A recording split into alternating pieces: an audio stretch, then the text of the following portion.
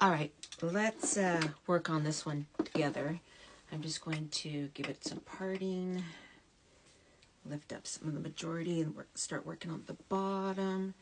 And I'll just do a quick show of the steps that I do for you guys, because I know there's a lot of you who already know how to do this, but there's quite a few of you who are brand new to wig wearing, and I just want to show you what you need to do. Okay, so first off, you want to make sure you have the hair that you're working on, the section you're working on, you can put a brush right through it. There's no knots, okay? I got my comb. You're going to want a fine-tooth comb so that you can kind of chase the hot comb with it. And you want to be able to make sure that your fine-tooth comb can go right through it as well. That means when you put your hot comb through it, you're not going to have any tugging and pulling and causing extra damage to the fiber. So then I just take water, simply a water mister. There's nothing else in this. And I just kind of give the section I'm working on a quick spritz. And now what I'm going to do is I am going to put the comb upside down right at in the hair right there. And I'm going to take my hot comb. I have mine set between 10 and 15. I have no idea what the temperature is. This thing only goes up to 20. And then you're just going to quickly run this through, chasing that comb. And there you go. So sometimes I like to go through again, just on the bottom where it's always been the roughest with the hot comb. And the more you run your hot comb through this, the straightener, or the more straight you're going to make any curl that you did have. Okay, so if you're running it through hot fast, it's not going to do a whole lot of damage. But okay, let's just spray this end again, just simply because I want to really smooth out those ends. Oh, I'm so excited about this Aussie shampoo.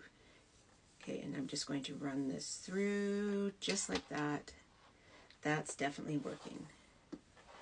Okay, so that's what I'm going to do for the rest of the wig, is you just take a small section at a time, run your brush through, spray it with water, especially where you're going to be using the hot tool on. Run your fine-tooth comb through it. I like to put mine upside down. Grab the hot comb, and then you're just going to chase this comb all the way. And you can slow down at the ends. That's another trick you can do if you don't want to hold it in your hand. Okay, and then just work it through, work it through. And when this dries, you guys, this is going to be absolutely beautiful. So that's all I do.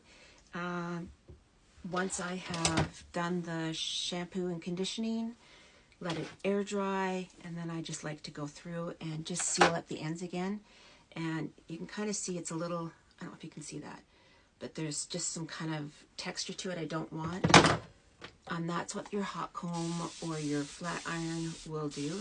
If these were really bad, you can use your flat iron, but you will have to recurl, of course, the fiber then, right?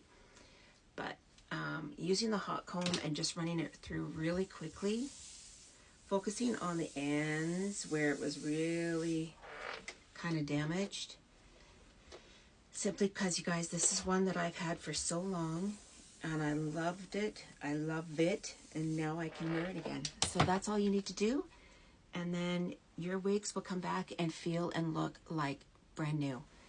This is how you keep your wigs lasting for a very, very, very long time.